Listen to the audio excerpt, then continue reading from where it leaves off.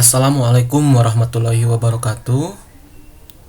Eh, Selamat pagi, selamat berjumpa lagi anak-anak siswa kelas 3. Pada pertemuan kita kali ini kita akan belajar di subtema 3 tentang perubahan wujud benda.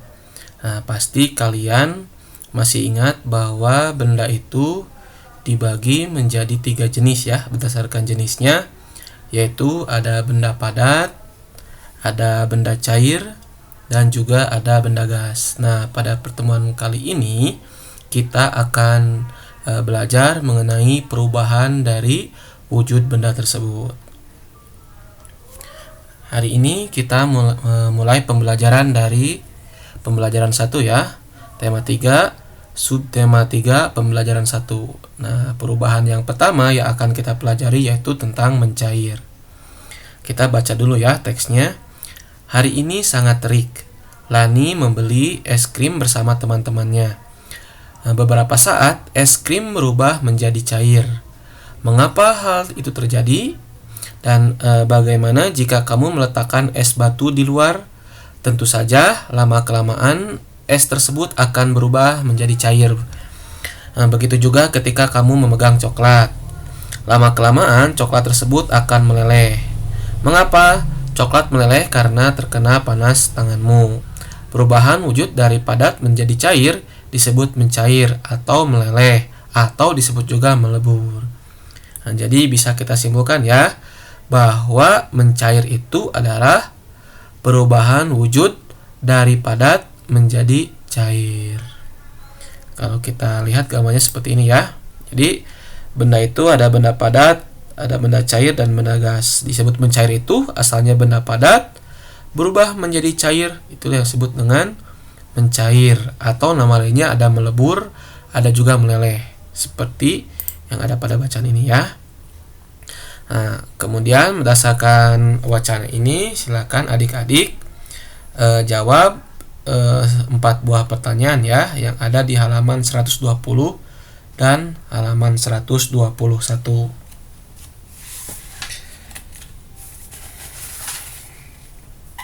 Nah, selain es krim dan coklat, kira-kira benda apa saja sih yang dapat mencair? Nah, ada beberapa jenis perubahan wujud benda di sekitar kita ya. Salah satunya itu mencair. Mencair merupakan perubahan wujud benda dari wujud padat ke wujud cair. Beberapa contoh benda yang mengalami proses mencair yaitu es batu, gula pasir, mentega, dan lain-lain. Proses ini biasanya disebabkan oleh beberapa hal. Tapi intinya sih benda tersebut bisa mencair karena terkena panas ya. Jadi suatu benda bisa mencair atau meleleh karena terkena panas. Hanya saja setiap benda memerlukan panas yang berbeda agar dapat mencair ya. Selanjutnya kita akan melakukan percobaan ya. Lakukan percobaan mengenai bagaimana benda padat bisa mencair. Nah, kalian bisa menyiapkan beberapa benda ya. Kalian bisa milih di antara benda-benda yang ada di sini. Misalnya, kalian bisa menyiapkan wadah ya, boleh gelas plastik atau gelas yang dimiliki di rumah. Kemudian es batu. Kemudian boleh coklat atau mentega. Bebas terserah. Yang penting 2 jenis ya, es batu, misalnya es batu dengan coklat atau es batu dengan mentega. Nah, kemudian letakkan benda tersebut di masing-masing gelas ya. Kemudian gelas tersebut disimpan di ruangan terbuka. Terus ya, gelas yang berisi benda-benda tadi ya, misalnya es batu dan coklat. Kemudian diamkan selama 15 menit dan kalian perhatikan apa yang terjadi. Perubahan-perubahan tersebut kemudian kalian tulis di hasil pengamatan kalian ya. Misalnya bagaimana kondisi es batu setelah 15 menit yang ada pada gelas, kalian tulis. Kemudian kondisi coklat seperti apa. Nah, Kemudian perubahan tersebut, apa sih yang menyebabkan benda-benda tersebut misalnya berubah? Tulis di kesimpulannya, seperti itu. Nah, tadi Bapak telah menjelaskan bahwa setiap benda padat itu dapat mencair, tetapi karena disebabkan oleh panas ya, tetapi setiap benda memerlukan panas yang berbeda untuk dapat mencair. Misalnya, es batu itu bisa mulai mencair apabila suhunya sudah mencapai 0 derajat ya. Kemudian besi juga dapat dicairkan jika dipanaskan sampai suhu 600 derajat Celcius. Jadi setiap benda mulai mencair pada suhu yang berbeda-beda. Suhu di mana benda mulai mencair disebut titik leleh ya. Oleh karena itu berarti es titik lelehnya 0 derajat, kalau besi titik lelehnya itu 600 derajat ya. Nah, untuk materi selanjutnya kita belajar tentang satuan berat ya. Nah, di sini apakah ada yang suka dengan coklat? Nah, coklat adalah makanan yang digemari oleh anak-anak ya. Coklat mudah mencair jika disimpan di luar ruangan. Nah, perhatikan kemasan coklat di bawah ini ya.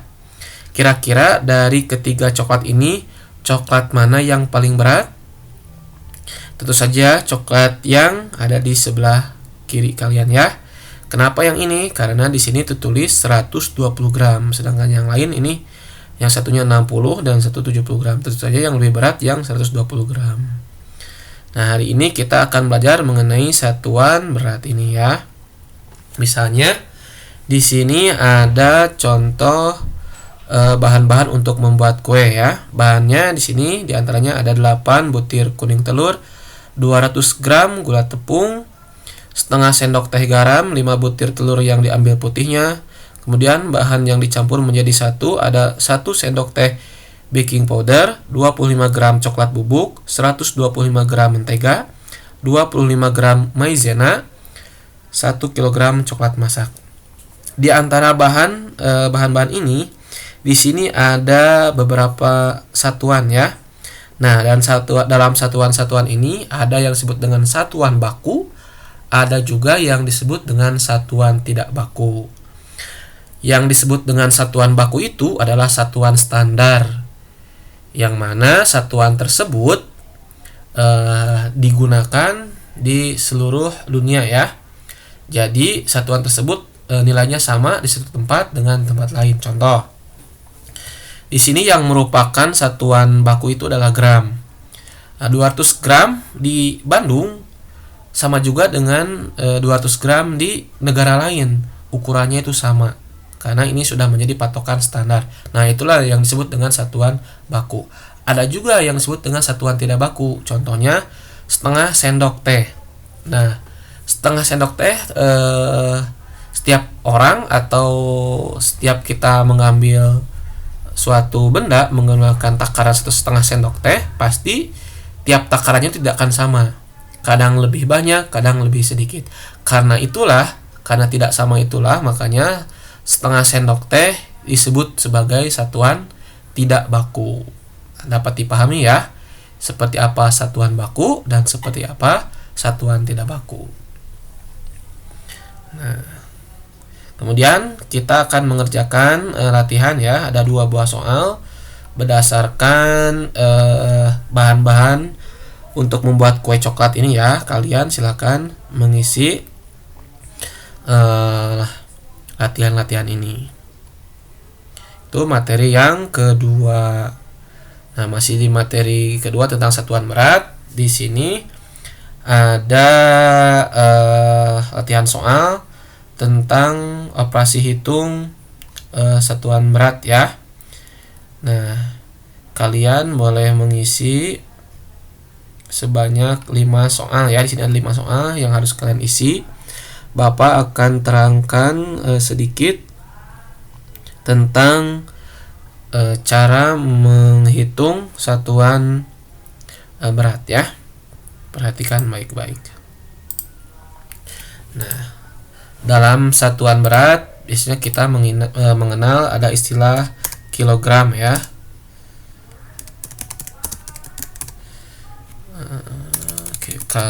kilogram,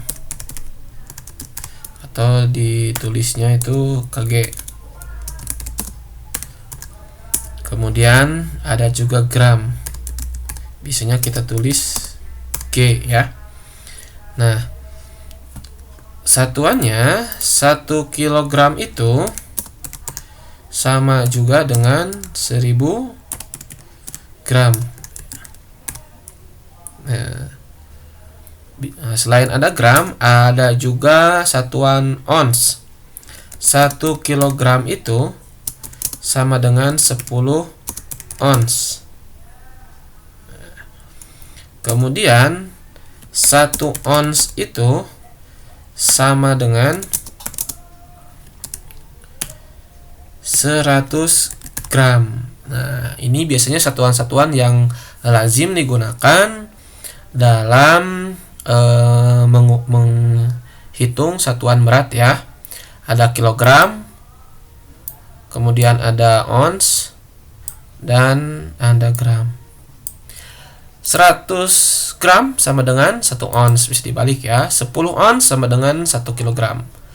1000 gram sama juga dengan 1 kilogram. Mudah-mudahan dapat dipahami ya.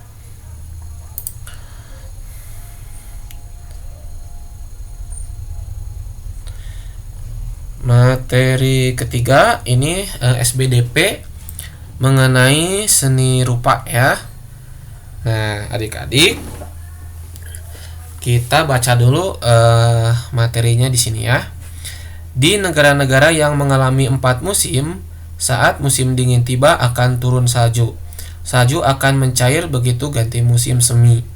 Tahukah kamu bahwa setiap butiran salju mempunyai bentuk yang khas? Kamu akan melihat butiran salju yang bentuknya berbeda-beda. Bentuk yang berbeda jika dilihat di bawah mikroskop. Mikroskop itu adalah suatu alat yang digunakan untuk melihat benda-benda yang berukuran sangat kecil ya, yang tidak bisa dilihat langsung oleh mata. Nah, ini gambar-gambarnya ya. Dari gambar butiran salju terciptalah karya seni seperti berikut ya. Nah, ajarnya seperti ini.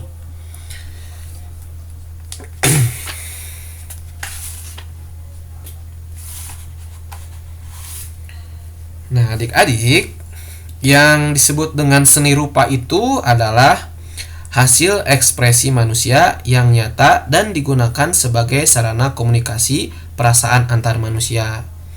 Nah, seni rupa itu memiliki 3 unsur penting ya. Di antaranya ada garis. Misalnya kita tulis di sini. Oke, kita hapus dulu. Nah, unsur seni rupa itu yang pertama ada garis ya. Nah, garis itu bermacam-macam. Ada garis horizontal. Garis horizontal itu yang datar seperti ini ya. Nah, ini sebutnya garis horizontal ya. Kita tulis di sini. Garis horizontal. Nah, ada juga garis vertikal. Nah, vertikal itu dari atas ke bawah ya, atau bawah ke atas. Yang seperti ini disebut garis vertikal. Ada horizontal, ada vertikal. Kemudian ada juga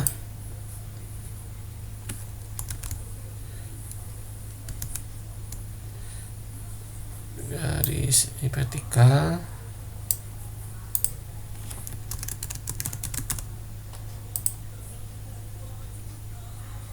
Inilah. Kemudian ada juga garis lengkung ya. Nah, bisa seperti ini disebut dengan garis lengkung.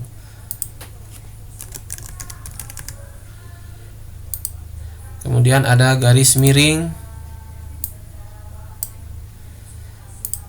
Ini garis miring. Macam-macam. Jadi unsur yang pertama dalam seni rupa itu ada garis horizontal, vertikal, lengkung, miring. Nah, kemudian yang selanjutnya ada bidang.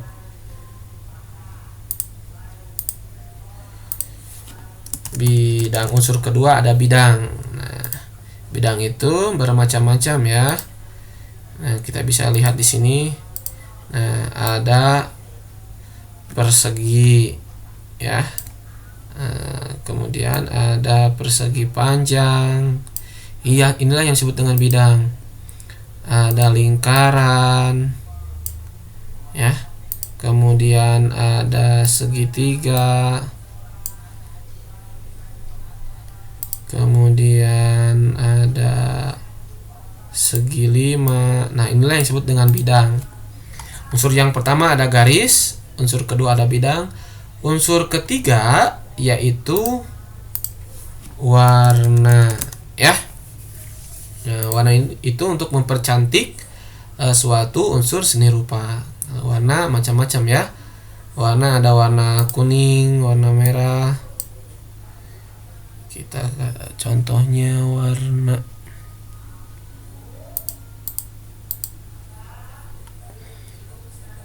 ya, seperti itu ya.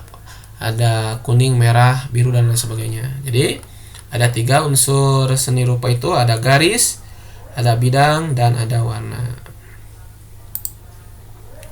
Nah, kalau kita lihat dari gambar seni rupa ini unsurnya ada unsur garis horizontal, ada vertikal, ada lengkung juga. Kemudian unsur bidangnya ada persegi, ada lingkaran, segitiga ya. Kemudian unsur warnanya di sini ada warna merah, warna biru, warna hijau, warna kuning dan sebagainya. Sekarang, nah tadi Bapak sudah jelaskan ya. Di sini ada tabel unsur seni rupa ya, atau unsur karya, ada garis, bentuk, dan warna. Nah, dari gambar ini kalian tuliskan garisnya ada garis apa saja, bentuknya atau bidangnya ada bidang apa saja, warnanya ada warna apa saja dari gambar ini ya. Terakhir kegiatan kalian, silakan kalian membuat kreasi di buku gambar kalian. Buat aneka bentuk garis yang kemudian kamu dapat mewarnai sehingga lebih indah ya. Kalian bisa buat beraneka garis, boleh garis horizontal ke sini semuanya, kemudian kasih warna, atau boleh juga garis vertikal, garis lengkung, miring, bebas, terserah kalian. Kemudian berikan warna agar karya kalian semakin bagus. Nah, itu dia pembahasan dari pembelajaran kita kali ini di tema 3, subtema 3, pembelajaran 1. Sampai jumpa lagi di pertemuan selanjutnya.